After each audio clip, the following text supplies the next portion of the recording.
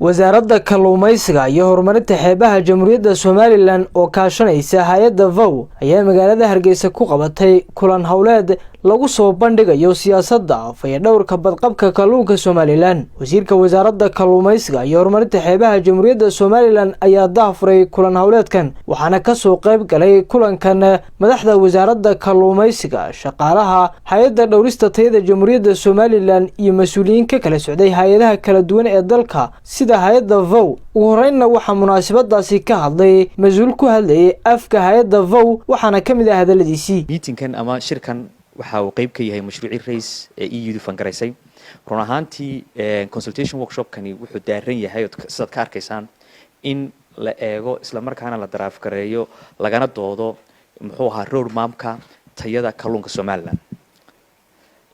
dal markuu uu jiro wasaarad noocan oo kale ay jirto mandate-keedu waxa weeye inay maamusho hagto siyaasadda samayso la xiriira sidii kalluunka dalka lagu isticmaalayo ka dibadda u baxaya labadaba siyaasadihii lagu maamul lahaa in la sameeyo